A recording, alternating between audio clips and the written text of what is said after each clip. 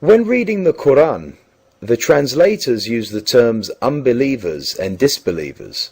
Will you please clarify the distinction between these two groups of people? Unbelievers are all those who do not believe in Allah and in His Messenger Muhammad. It is used invariably against pagans, Hindus, Buddhists, and animists. This, in reality, includes all members of the human race who are not believers in Allah, the Muhammadan Arabian version of the God of Israel. Disbelievers, on the other hand, are the Jews and Christians who did not and do not accept Muhammad's cult belief system, but who already know the one and only God of Israel and Jesus.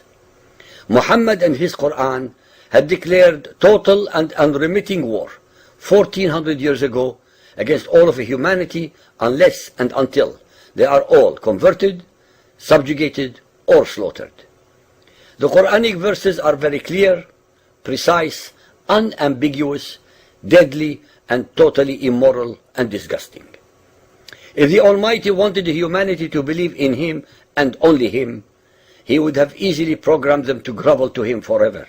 The Almighty does not need either Muhammad nor his ignorant and murderous followers to force humanity to believe in Him. To suggest that He does is the ultimate profanity and blasphemy. Chapter 2, verse 190. Fight in the cause of Allah. وَقَاتِلُوا فِي سَبِيلِ اللَّهِ, those who fight you. 191. And slay them. وَاقْتُلُوهُمْ, wherever you catch them. 193.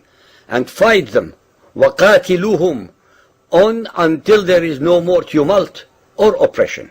Many Muhammadan scholars do their best to hide the actual message of the Quran of universal subjugation to the will of Allah by misleading people who are ignorant of the Arabic language, of the Quran and Hadith, as well as of the historical record of Muhammad, into believing that these Quranic messages pertained only to the time of Muhammad in his struggle against the pagan Arabs whose beliefs, religion, and traditions he was insulting, denigrating, and attacking. This is, of course, an incredible and demonstrable lie, since his followers conquered, subjugated, slaughtered, and enslaved millions of people on 3 continents who never heard of Arabs or had any aggression against them. Therefore, slaughtering the unbelievers is not restricted to the pagan Arabs, but to all those who do not believe in the message of Muhammad. All Hindus, Zoroastrians, animists, Christians, polytheists, Buddhists, Jews, etc., anywhere and everywhere on earth. Chapter 4, verse 76. Those who believe fight in the cause of Allah. يُقَاتِلُونَ فِي سَبِيلِ اللَّهِ. And those who reject faith fight in the cause of evil. يُقَاتِلُونَ فِي سَبِيلِ الطَّاغُوتِ. So fight ye, فَقَاتِلُوا, against the friends of Satan.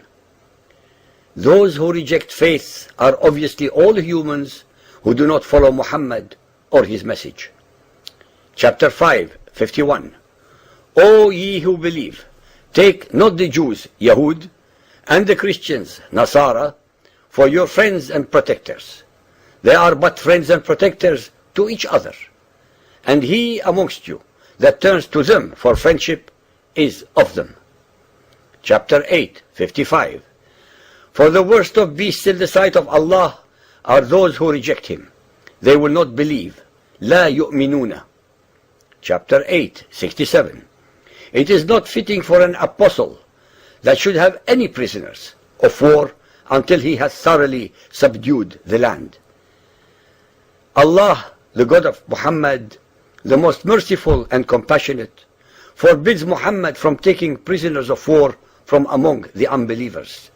Allah would rather have them slaughtered by Muhammad and his thugs. Chapter 9, verse 5.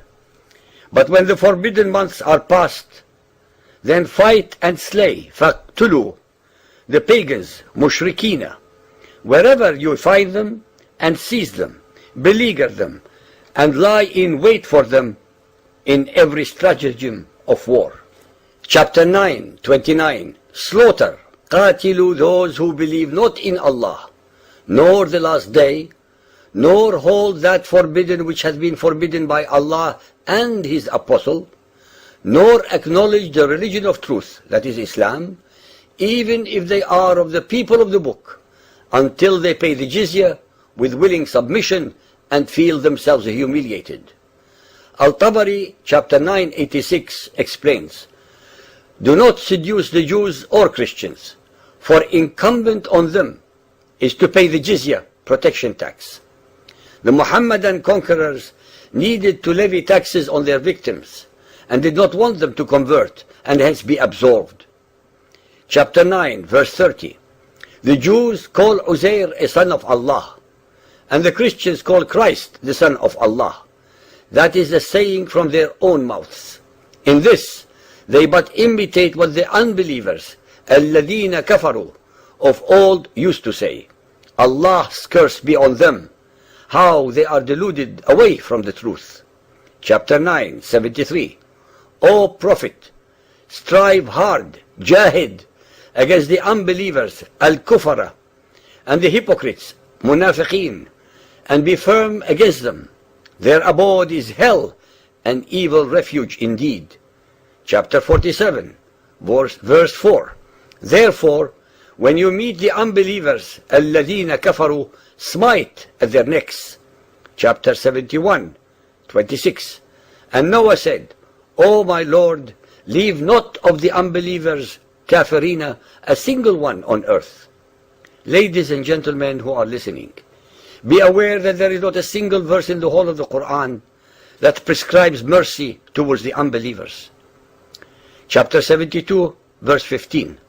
But those who swerve, unbelievers, they are but fuel for hellfire. There are of course many more of such evil, blood-curdling, hate-mongering and war-mongering verses, if the reader has the stomach to look for them, especially in the Total War section of our website. The Quran is not a holy book. The Quran is a roadmap to total war. The Quran is Muhammad's early version of Hitler's Mein Kampf.